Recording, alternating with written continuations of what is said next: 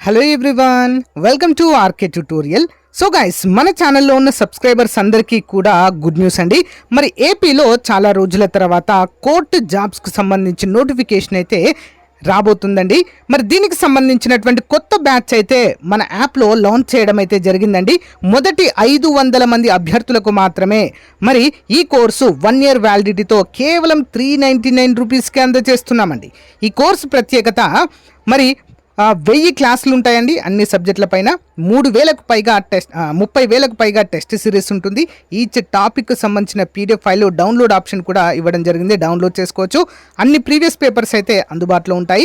Exam టైంలో top 25 grand టెస్టులు కూడా యాడ్ చేయడం అయితే జరుగుతుంది. ప్రతి ఒక్కరు ఈ అవకాశాన్ని ఉపయోగించుకోండి. ఈ యొక్క లాంగ్ టర్మ్ బ్యాచ్లో ప్రతి ఒక్కరు కూడా జాయిన్ అవ్వండి ఫ్రెండ్స్, ఓకేనా. సో ఈ ఆఫర్ కొద్ది రోజులు మాత్రమే, తర్వాత 799 అవుతుందండి ఈ యొక్క కోర్స్ వాల్యూ. అంతేకాకుండా ప్రతిరోజు daily current affairs online exam అయితే కండక్ట్ చేయడం జరుగుతుంది. మీరు ఎగ్జామ్ కూడా రాయవచ్చు. ఇంకెందుకు మరి ఆలస్యం, వెంటనే యాప్ లింక్ వీడియో డిస్క్రిప్షన్లో ఉంది, డౌన్లోడ్ చేయండి. వెంటనే మీ ప్రిపరేషన్ స్టార్ట్ చేయండి. ఆల్ ది బెస్ట్, అది ఫాలో అవ్వండి. ఓకే, క్వశ్చన్ నెంబర్ 1 ఈరోజు అడిగినటువంటి ప్రశ్నలు జూనియర్ అసిస్టెంట్ ఎగ్జామ్లో, ఓకేనా. క్వశ్చన్ నెంబర్ 1, క్రింది వాటిలో రుక్మిణీదేవి ప్రసిద్ధి చెందిన నృత్య రూపం ఏంటి? రుక్మిణీదేవి గారు. Which of the following classical dance form is a Rukminidevi famous for? ఏంటండి? భరతనాట్యము. భరతనాట్యానికి సంబంధించినటువంటి కళాకారిణి అండి రుక్మిణీదేవి అరుండేల్ గారు, ఓకేనా. మరి భరతనాట్యం అనేది ఏ రాష్ట్రానికి చెందినటువంటి సాంప్రదాయ నృత్యం అని కూడా క్వశ్చన్ అడగవచ్చు. తమిళనాడు రాష్ట్రము. ఏ రాష్ట్రం అండి? తమిళనాడు శాస్త్రీయ నృత్యము. ఇంపార్టెంట్ క్వశ్చన్ అండి, రుక్మిణీదేవి అరుండేల్ గుర్తుంచుకోవాలి. క్వశ్చన్ నెంబర్ 2 ఏమడిగారు మరి? లూనీ నది ఏ రాష్ట్రంలో ప్రవహిస్తుంది? In which Indian state does the Luni river flows? ఎక్కడ ప్రవహిస్తుందండి Luni river? Answer option C, Rajasthan. ఎడారి గుండా ప్రవహించేటువంటి ఏకైక నది అండి ఇది. మోస్ట్ ఇంపార్టెంట్, గుర్తుంచుకోవాలి. ఇలా ఎడారి గుండా ప్రవహించేటువంటి నదులను ఏమంటారండి? ఎక్సోటిక్ నదులు అంటారు, ఓకేనా. ఎక్సోటిక్ రివర్స్ రాజస్థాన్లో ప్రవహిస్తుందండి. ఇంపార్టెంట్, గుర్తుంచుకోవాలి. లూనీ నది పశ్చిమ భారతదేశంలోని రాజస్థాన్ రాష్ట్రంలో ప్రవహిస్తుంది. ఇది ఆరావళి పర్వత శ్రేణిలో ఉద్భవించి రాన్ ఆఫ్ కచ్ వైపు సాగుతుంది.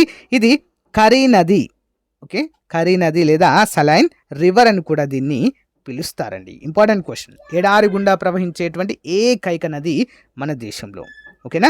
ఎక్కడ జన్మిస్తుంది ఇది? ఆరావళి పర్వత శ్రేణుల్లో ఇది జన్మిస్తుంది. క్వశ్చన్ నెంబర్ 3 చూద్దాము. ఆంధ్రుల చరిత్ర అనే గ్రంథాన్ని రచించిన వారు ఎవరు? నిన్ననే మోడల్ పేపర్లో చెప్పానండి నేను ఆంధ్రుల చరిత్ర అనేటువంటి గ్రంథం గురించి కదా. ఆ వీడియో చూసిన వారికి ఈజీగా ఆన్సర్ చేయవచ్చు. ఇది హూ ఆథర్ ద బుక్ ఆంధ్రుల చరిత్ర? ఎవరండి?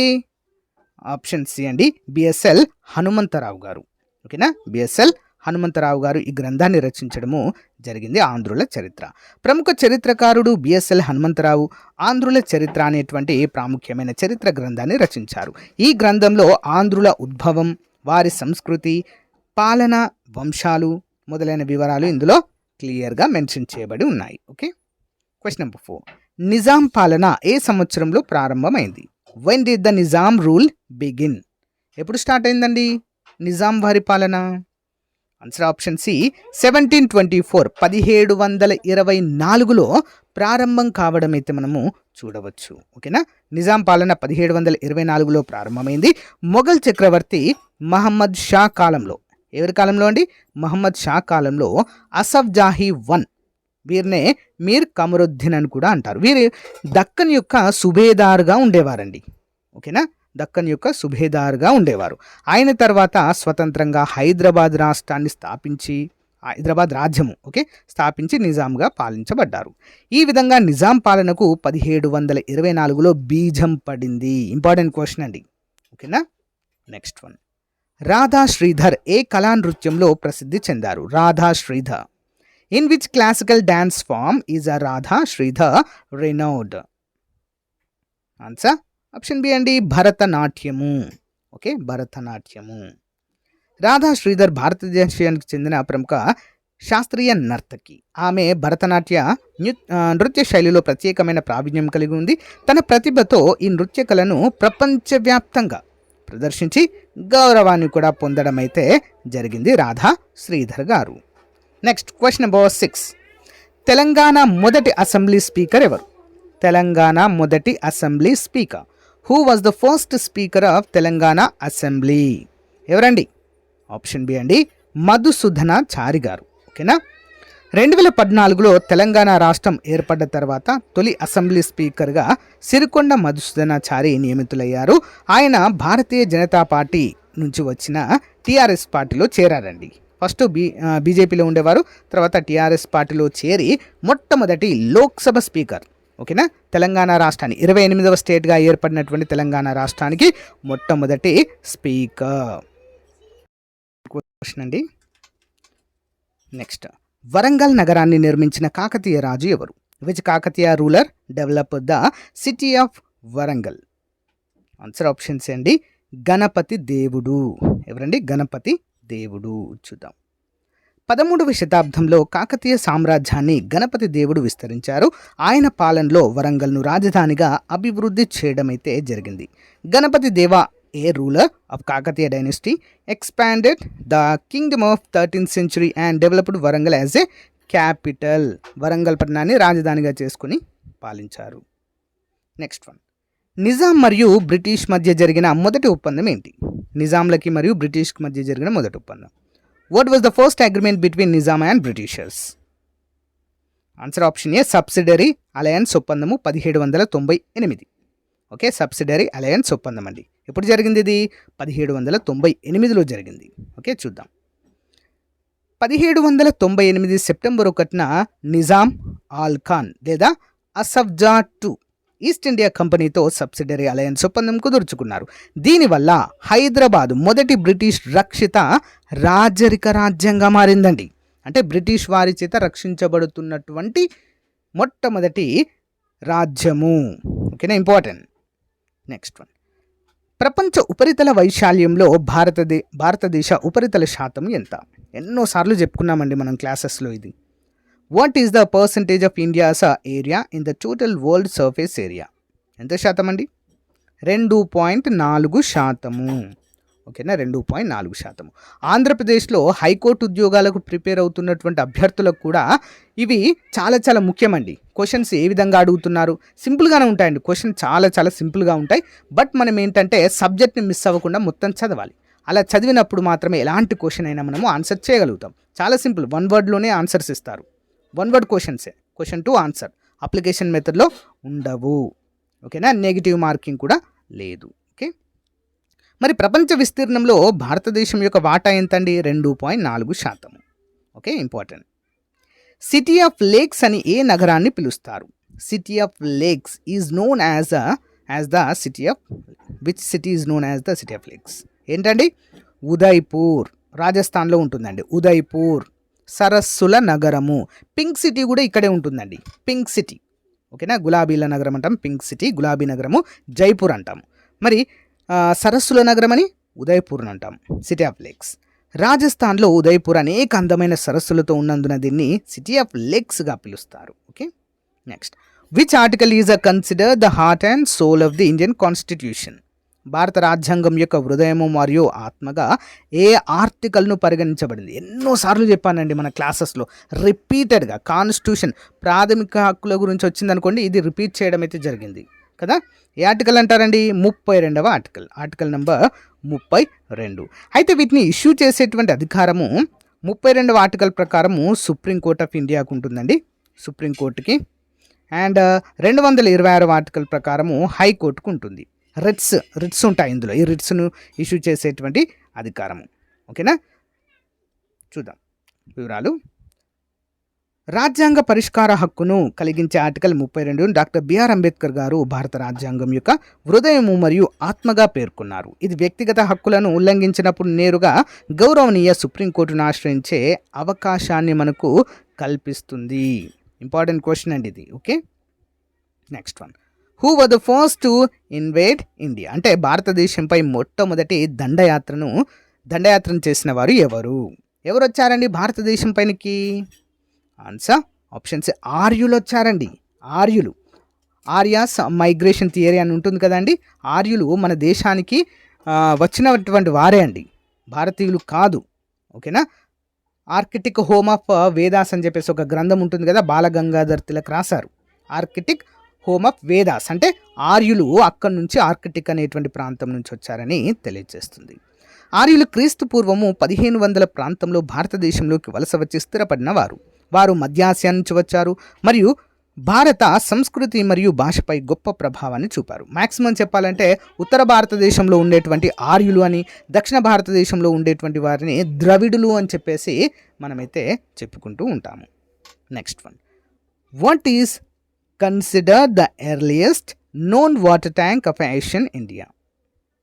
ఏంటండి ప్రాచీన భారతదేశంలో మొట్టమొదటి నీటి చెరువు లేదా మహాస్నానవాటిక లేదా స్విమ్మింగ్ పూల్ ఎక్కడ ఎక్కడ కనిపిస్తుందండి?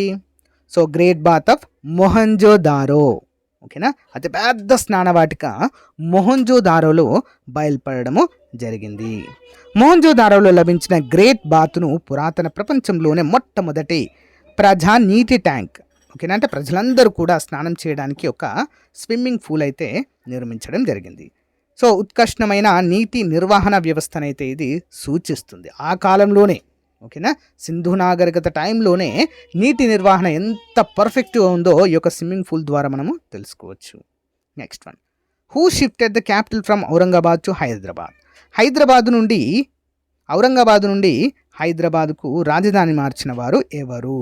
అంతకుముందు ఔరంగాబాద్లో ఉండేదండి, తర్వాత ఏమైంది, హైదరాబాద్కు రాజధానిని మార్చడము జరిగింది. ఎవరు? నిజాం అలీ ఖాన్ లేదా అసఫ్జా టూ. అంటే మొఘల్స్ దగ్గర కదండి ఈయన పనిచేసింది. మొఘల్స్ ఉన్నప్పుడు ఔరంగాబాద్ ఉండేది వారికి మెయిన్ క్యాపిటల్ లాగా కదా. అప్పుడు ఏమైంది, ఈ నిజాంలు ఎక్కువగా ఈ హైదరాబాద్ ఈ ప్రాంతాలను పాలించేవారు కదా, హైదరాబాద్కి అయితే రాజధాని తీసుకురావడము జరిగింది పరిపాలన వీరి చేతుల్లోకి వచ్చిన తర్వాత. 1763లో అసఫ్జా టూ లేదా నిజాం అలీ ఖాన్ ఔరంగాబాద్ నుంచి హైదరాబాద్కు రాజధానిని మార్చారు. ఇది పరిపాలనా సౌలభ్యం మరియు వ్యూహాత్మక ప్రయోజనాల కోసము జరిగింది. ఇంపార్టెంట్. నెక్స్ట్ వన్, క్రింది వాటిలో పురాతన భారతదేశ మొట్టమొదటి నీటి ట్యాంక్? రిపీటెడ్ క్వశ్చన్ కదా, మొహంజోదారో. ఓకేనా, గ్రేట్ బాత్. నెక్స్ట్ వన్ చూద్దాం. కర్మాగారాల్లో పిల్లల పనిని నిషేధించే భారత రాజ్యాంగంలోని అధికరణం ఏది? ఓకేనా, which article of Indian constitution prohibit child labour in factories? ఏంటండి, 24వ ఆర్టికల్. ఓకేనా, బాల కార్మికుల నిషేధ చట్టము అని చెప్పేసి దీన్ని చెప్పుకోవచ్చు. భారత రాజ్యాంగంలోని 3వ భాగంలో ప్రాథమిక హక్కులలో దీన్ని పొందుపరచడం జరిగింది. ఈ ఆర్టికల్ ప్రకారము 14 సంవత్సరాల కంటే తక్కువ వయసున్నటువంటి పిల్లలను ఎలాంటి కర్మాగారాలలో పనికి నియమించుకోకూడదు. అలా చేస్తే చట్టరీత్యా నేరము, వారి యొక్క పిల్లల యొక్క ప్రాథమిక హక్కులకు భంగం కలిగించినట్లే. ఇంపార్టెంట్. నెక్స్ట్ వన్, డిఆర్డిఓ ప్రధాన కార్యాలయం ఎక్కడ ఉంది? Where is the DRDO headquarters located? Answer option C అండి, న్యూఢిల్లీ. ఓకేనా, New Delhi. Defence research and development organisation ప్రధాన కార్యాలయం న్యూఢిల్లీలో ఉంది. ఇది భారత రక్షణ రంగంలో పరిశోధనలకు కేంద్రంగా పనిచేస్తుంది. ఎక్కడుందండి ఇది? న్యూఢిల్లీలో ఉంది. ఇంపార్టెంట్. సో కామత్ గారండి ప్రజెంట్ డిఆర్డిఓ చైర్మన్ కామత్ గారు. ఓకే, గుర్తుంచుకోవాలి, అడగవచ్చు ఎగ్జామ్లో. భారతదేశపు మొట్టమొదటి పరమవీర చక్ర గ్రహీత ఎవరు? Who was the first recipient of Param Vir చక్ర ఇన్ ఇండియా? ఆప్షన్స్ అండి, లెఫ్టినెంట్ సోమనాథ్ శర్మ. సో నిన్నటి ఎగ్జామినర్ ఎగ్జామ్లో భారతదేశపు మొట్టమొదటి అత్యుత్తమ వీరచక్ర అవార్డు ఏంటి, చక్ర అవార్డు ఏంటి అని అడిగారండి. పరమవీర చక్ర అత్యున్నతమైనది. ఓకేనా. లెఫ్టినెంట్ సోమనాథ్ శర్మ 1947లో భారత్ పాకిస్తాన్ యుద్ధంలో వీరత్వ ప్రదర్శన కోసము పరమవీర చక్ర మరణానంతరం పొందిన మొట్టమొదటి వ్యక్తి అండి. పరమవీర చక్ర అనేది ఈ యొక్క చక్ర అవార్డులో అతి పెద్దది. Okay. Next one, national broadcasting day ఎప్పుడు జరుపుకుంటారు? When is national broadcasting day observed? ఎప్పుడండి? 1 ఏప్రిల్. ఓకేనా, ఏప్రిల్ 1. రేడియో ప్రసారాలను ప్రారంభించిన రోజును గుర్తించి ఏప్రిల్ 1న నేషనల్ బ్రాడ్కాస్టింగ్ డే జరుపుకుంటారు.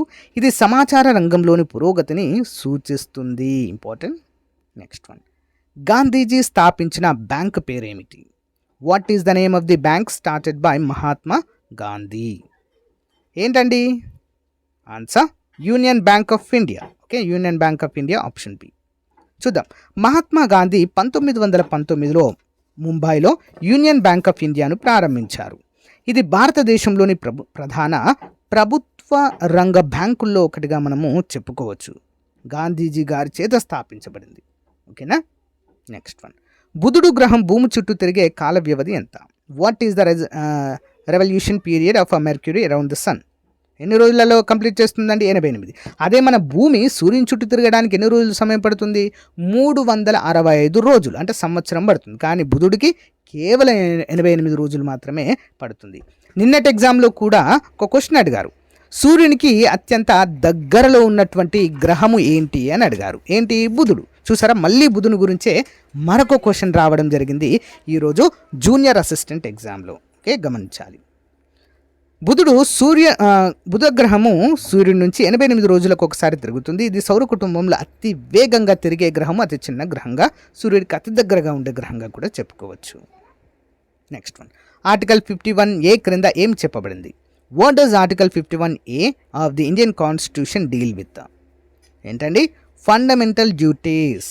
భారత రాజ్యాంగంలోని ఆర్టికల్ 51A ప్రజల యొక్క ప్రాథమిక విధులు లేదా ప్రాథమిక కర్తవ్యాలను పేర్కొంటుంది. దీన్ని 1776లో 42వ రాజ్యాంగ సవరణ చేర్చారు. 42వ రాజ్యాంగ సవరణ ద్వారా చేర్చారండి. మీ అందరికీ ఇక్కడ క్వశ్చన్ అండి. ఇక నేను యాక్చువల్గా దీన్ని ఏ కమిటీ సిఫారసుల మేరకు రాజ్యాంగంలో చేర్చారు, ప్రాథమిక హక్కుల్లో రాజ్యాంగంలో చేర్చారని అడగాల్సింది, కానీ కావాలని నేను ఆ పేరు ఇవ్వలేదు. ఓకే, మీరే కామెంట్ చేయాలి అది. ఓకేనా, ఎగ్జామ్లో అడిగే అవకాశం ఉంది. మరి ఏ కమిటీ సిఫారసుల మేరకు భారత రాజ్యాంగంలో ప్రాథమిక విధులను చేర్చారు? కామెంట్ చేయండి. మీకు తెలియకపోతే ప్రాథమిక విధులు అని కామెంట్ పెట్టండి. ప్రాథమిక విధుల కమిటీ, నేను ఆన్సర్ చెప్తాను. ఇంపార్టెంట్ క్వశ్చన్ అండి ఇది. Okay, next one. బక్రీద్ అనే పండుగకు మరొక పేరేమిటి? What is another name of Bakrid festival? Eid al Adha, option B. Eid al Adha. Eid al Adha లేదా బక్రీద్ను త్యాగాల పండుగగా పిలుస్తారు. ఇది ముస్లింలు జరుపుకునే ముఖ్యమైన పండుగల్లో ఒకటి. ఇది ఇబ్రహీం తన కుమారుని త్యాగానికి సిద్ధమైన సందర్భాన్ని గుర్తుగా జరుపుకుంటారు. Okay, next one. సేంద్రియ వ్యవసాయాన్ని ప్రోత్సహించడానికి కేంద్ర ప్రభుత్వం అమలు చేస్తున్న పథకం ఏది? Important. Which scheme is implemented by the central government to promote organic farming? సేంద్రియ వ్యవసాయం. ఏం పథకం అండి? పరంపరాగత కృషి వికాస్ యోజన, PKVY అంటారు దీన్ని. పరంపరాగత కృషి వికాస్ యోజన. ఇంపార్టెంట్ క్వశ్చన్ అండి. నెక్స్ట్ వన్ చూద్దాం. తెలంగాణలో గోదావరి, కృష్ణా నదులు ప్రవహించని జిల్లా ఏది అని అడిగారండి. ప్రవహించనిది ఏంటండి? Medak. Okay, Medak. Which district in Telangana is not flowed through Godavari or Krishna rivers? Godavari మరియు కృష్ణా నదులు ప్రవహించనిది మెదక్ మాత్రమే. ఓకేనా. సో ఖమ్మంలో ప్రవహిస్తుంది. ఓకేనా, గోదావరి. నెక్స్ట్ నల్గొండలో కృష్ణ ప్రవహిస్తుంది. వరంగల్లో గోదావరి ప్రవహిస్తుంది. ఓకేనా, గమనించాలి. తెలంగాణలో గోదావరి మరియు కృష్ణ నదులు అనేక జిల్లాల ద్వారా ప్రవహిస్తాయి. అయితే మెదక్ జిల్లా ద్వారా ఈ రెండు నదులు ప్రవహించవు. ఇది ఒక ప్రత్యేకతగా మనము చెప్పుకోవచ్చు. Okay, next one. Changing India అనే పుస్తక రచయిత ఎవరు? Who is the author of the book changing India? ఎవరండి? మన్మోహన్ సింగ్, మన భారత మాజీ ప్రధాని మన్మోహన్ సింగ్ గారు. చేంజింగ్ ఇండియా పుస్తకం భారతదేశ మాజీ ప్రధానమంత్రి డాక్టర్ మన్మోహన్ సింగ్ గారు రాసిన పుస్తకం. ఇందులో ఆయన ప్రభుత్వ కాలంలో జరిగిన మార్పులను గురించి వివరించారు. నెక్స్ట్ వన్ చూద్దాం. వాట్ యంగ్ ఇండియా వాంట్స్ అనే పుస్తకాన్ని ఎవరు రచించారు? Who is the author of the what young India wants? Answer option C, Chetan Bhagat గారండి. చేతన్ భగత్. ఓకేనా, ఇది యువత సమస్యలు, ఆశలు మరియు అభిప్రాయాలపై ఆధారపడినటువంటి ఒక పుస్తకము. Next one. Swachh Bharat mission ప్రారంభించిన సంవత్సరం ఏది? In which year was the Swachh Bharat mission launched? ఎప్పుడండి? 2014లో. స్వచ్ఛ భారత్ మిషన్ను నరేంద్ర మోదీ గారు 2014 అక్టోబర్ 2 గాంధీ జయంతి సందర్భంగా దీన్ని ప్రారంభించడం జరిగింది. దీని యొక్క ముఖ్య లక్ష్యం ఏంటి? భారతదేశాన్ని శుభ్రమైన దేశంగా మార్చడము. ఓకేనా, నెక్స్ట్. కాకతీయుల కాలంలో ఆయుధాలు, కత్తులు తయారు చేయడానికి ప్రసిద్ధ స్థలం ఏది? Which place was famous for manufacturing swords and weapons during Kakatiya rule? ఎక్కడండి? బోడుగుప్పల అనేటువంటి ప్లేస్లో. Option A Bodugupala. ఓకేనా. కాకతీయుల కాలంలో బోడుగుప్పల గ్రామం కత్తులు ఆయుధాల తయారీలో ప్రసిద్ధి చెందింది. ఇక్కడ తయారైన కత్తులకు ప్రత్యేక గుర్తింపు ఉండేది. ఓకే. సో గాయస్, మరి ఇదండి ఈరోజు తెలంగాణ హైకోర్టు మరియు డిస్ట్రిక్ట్ కోర్టు ఉద్యోగాలకు వచ్చినటువంటి జూనియర్ అసిస్టెంట్ పేపర్. ఇంకా ఎవరైనా మన యొక్క కోర్స్ తీసుకోవాలనుకుంటే, ఆంధ్రప్రదేశ్ వారైనా తెలంగాణ వారైనా మన కోర్స్ తీసుకోవాలంటే తీసుకోండి ఫ్రెండ్స్. జస్ట్ 399 రూపీస్కే